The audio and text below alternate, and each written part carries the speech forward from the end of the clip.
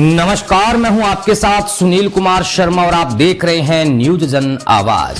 खांडा फलसा में सुनार की दुकान पर बड़ा हाथ, 15 लाख की चांदी पार, व्यापारियों में पुलिस के खिलाफ भारी आक्रोश। भीम जी की हथाई के पास देर रात चोरों ने दिया वारदात को अंजाम। सुरक्षा व्यवस्था पर उठे सवाल, व्यापारियों ने दी आंदोलन की चेतावनी। एसीपी और थाना अधिकारी ने व्यापारियों संघ की बैठक, क्षेत्र में रात्रि गश्त और सीसीटीवी बढ़ाने की उठी मांग। जोधपुर से राजस्थान स्टेट हेड चित्रेश बोहरा की क्राइम रिपोर्ट।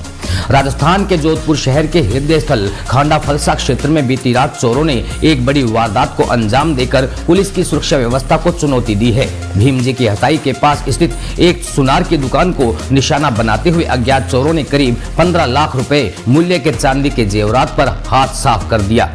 इस घटना के बाद से स्थानीय व्यापारियों और क्षेत्रवासियों में गहरा रोष व्याप्त है। सुबह खुला चोरी का राज, मचा हड़कंप। जानकारी के मुताबिक चोरी की इस वारदात का पता सुबह तब लगा जब दुकानदार अपनी दुकान खोलने पहुंचा। दुकान के अंदर का नजारा देखकर व्यापारी के होश उड़ गए। चोरों ने बड़ी सफाई से दुकान में रखे चांदी के गहने पार कर दिए थे।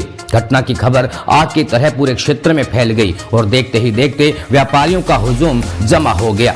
सूचना मिलने पर खांडा फलसा थाना पुलिस तुरंत मौके पर पहुंची और मौका मुआयना कर साक्ष्य जुटाए।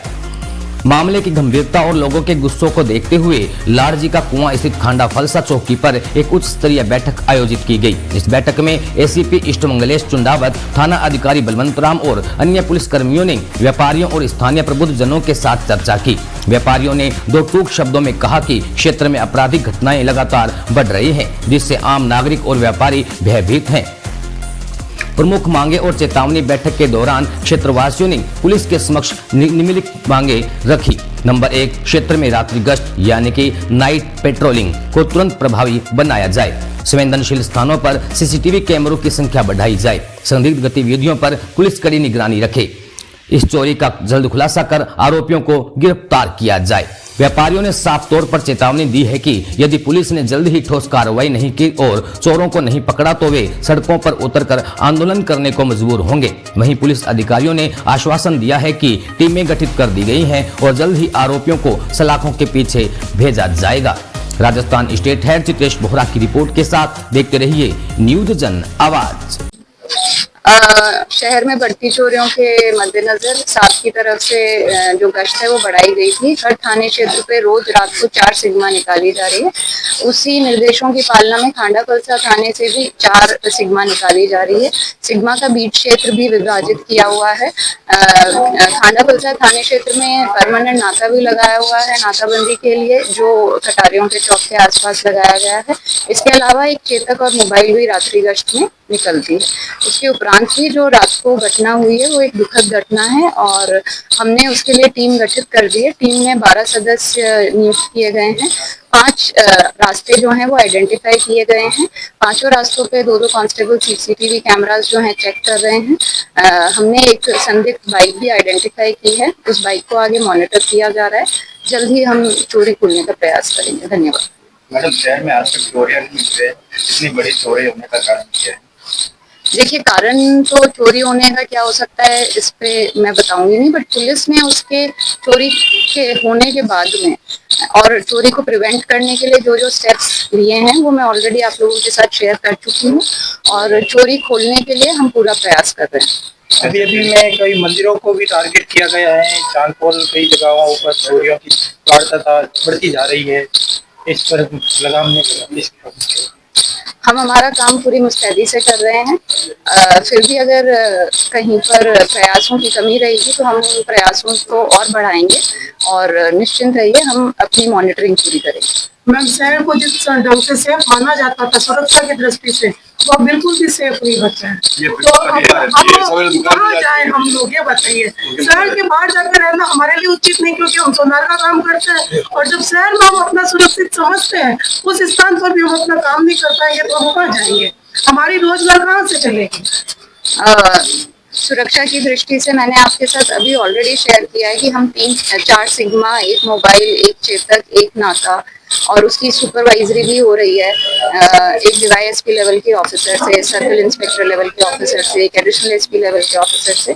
फिर भी अगर चोरी हुई है तो हम अपने प्रयासों को और बढ़ाएंगे और चोरी को खोलने का बिल्कुल हम प्रयास कर रहे हैं और नाइट गश्त को और इफेक्टिव बनाएंगे। Thank you. वो बहुत ही निंदनीय कार्य है।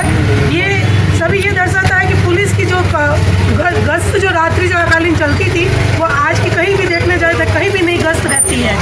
जो सुरक्षा की दृष्टि से शहरी क्षेत्र, भीतरी शहरी क्षेत्र पूर्ण रूप से सुरक्षित रहता था, आज किंचित मात्र क्या कहते हैं 1% भी वो सुरक्षित नहीं है। आज हम जो सुनार लोग हैं, जो हमारे घर में जो राशन पानी का खर्चा जो हम इसी के माध्यम से निकालते हैं, अगर हम यहाँ धंधा कर रहे हैं, बाहर जाए, शहर से बाहर निकले, हाउसिंग बोर्ड शास्त्री नगर के एरिया में, वहाँ तो हमें जीवित रहने ही नहीं देंगे। और यहाँ भी अगर ये वारदातें होती रहेगी तो हमारा जीवन यापन कहाँ से और कैसे होगा। मैं पुलिस मेंबर से सभी से निवेदन करना चाहती हूँ कि ये जो घटना घटित हुई है वो बड़ी निंदनीय है। यहाँ पर भीम जी की हत्या पर 3 बजे तक जो रात्रिकालीन लोग बैठे रहते हैं हत्या नाम पर, और उन हत्याओं की वजह से कुछ लोग सुरक्षित रहते हैं, पर अगर और वो भी तो अपनी नींद लेने के लिए जाएंगे, उनके जाते ही ये घटना घटित हुई और हमारी कमर पर एक बहुत बड़ी चोट लगी है। उस चोट से हम परेशान हैं। हम ये निवेदन करते हैं कि पुलिस वालों से कि आप जल्दी से जल्दी इस पर कार्रवाई करें। क्यों आप 4 दिन, 5 दिन और 10 दिन का हमें वेट करने का मौका देते हैं? आपसे कोई अभिज्ञ नहीं है, सभी आप जानते हैं कि चोर कौन हो सकता है। आप जल्द से जल्द कार्रवाई करें और 24 घंटे के अंदर हमें रिजल्ट दें और कोशिश करें हमारा 100% माल हमें वापस मिले। पुलिस प्रशासन त्वरित आप कौन सी कार्रवाई चाहते हैं? तो हम अनशन पर भी बैठ सकते हैं। हम पूरा व्यापार संघ के साथ हम जुड़े हुए हैं, व्यापार संघ के साथ जुड़कर हम रास्ता जाम कर सकते हैं और उससे भी अगर हमारी बात नहीं मानी गई तो खांडा फलसा एरिया पूरा बंद करने का भी आह्वान हम करते हैं। परिचय आपका? मैं डॉक्टर दुर्गा सोनी, ये हमारे ही घर की ये दुकान है, ये मेरा जेटूता है। तो ये बेरोजगारी की वजह से चोरियाँ ज़्यादा हो रही है और एक ये नशा पता करने वाले हैं, ये सरकार को ध्यान में है। आप देखो कचहरी रोड में फुटपाथ पे ये जो बैठे रहते हैं औरतें, आदमी, ये आते कहाँ से और ये यहाँ आकर के क्या करते हैं? हर फुटपाथ में देख लीजिए यही मिलेंगे आपको। 5-7 दिन ये रहेंगे और 5-7 दिन के बाद में 3-4 दिन खाली रहेगी जगह और प्रशासन जो है वो दीवारें ठीक कराएगा जो तोड़ के गए और 10 दिन बाद में वापस एक नई टीम आएगी, वो बात बैठती है। प्रशासन तो सही है कि इनकी तरफ ध्यान दे। और मैं तो मोहल्ले वालों से भी निवेदन करता हूँ जगह जगह कि जो जिनको आप पहचानते नहीं हो, हेलमेट पहन के निकलता है, पैदल निकलता है और आपको डाउट हो तो आप उसको रोक करके उसको पूछो भाई कहाँ जा रहा है, कहाँ से आ रहा है, उसकी फ़ोटो खींच लो। और एक ये बार गलियों के अंदर निकलते हैं लोग बाग, इनको भी लोग बाग पूछते नहीं, कुछ तो जनता की भी जिम्मेदारी है। सर आपका मानना ये अप्रवासियों की वजह से ये अप्रवासियों की वजह से ये घटना घटित हो मोहल्ले के तो चोर है नहीं, जिस मोहल्ले में रहते हैं और जहाँ चोरी होती है वो सर वर्तमान में जो घटना घटित हुई है उसके विषय में आप प्रशासन से, पुलिस से, आम इंसानों से? मैं ये कहता हूँ कि रात को 11 बजे बाद में ये जो कचरा भूनने वाले आते हैं जी, मैं ये नहीं कहता हूँ कि ये है, हाँ, मेरा कहने का मतलब है कि ये आते हैं कचरा ये गली में जाते जी, जी। हैं और ये गच्चे है, पॉलिथीन है, इकट्ठे करते हैं, इनको आने ही नहीं देना चाहिए। ये काम नगर निगम का है और नगर निगम इसलिए नहीं बोलती है कि आधी गंदगी तो ये साफ करते थे तो उनको तो फायदा ही है ना, तो सभी कर्मचारी जो है वो उनको चरात है, इसलिए रोकते नहीं है।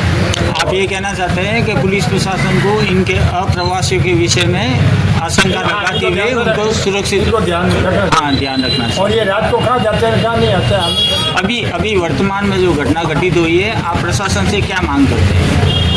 ये जो मैं कह रहा हूँ इनकी जांच करें, ये फुटपाथ पे बैठे हैं और गश्त के विषय में या रात्रिकालीन क्या है, जिनके पास में मोटरसाइकिल हो जो गली गली में वो अभी वर्तमान में 5 बजे के बीच में पुलिस करना है। पुलिस कमिश्नर द्वारा ये घटनाएं के लिए वो अभी मोटरसाइकिल की व्यवस्था की गई है। हाँ, तो उसको सुचारू रूप से गली में जो है हाँ। पैदल भी घूम सकते हैं, साइकिल में भी घूम सकते हैं। हाँ। लेकिन दोनों होने चाहिए।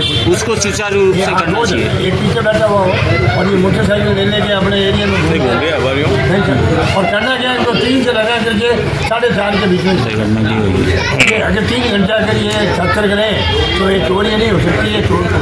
दूसरी बात जो चोर पकड़े गए उनसे पता लगा हुआ है कि ये कहाँ से आते हैं, क्या है इनका आपने करते तो ये कौन कौन करते हैं और उनकी फोटो जो है नाम पब्लिक प्लेस में लगा दे कि ये इन्होंने चोरी करते हमने इनको पकड़ा है। सर आपका नाम और आप मेरा नाम आनंद प्रकाश।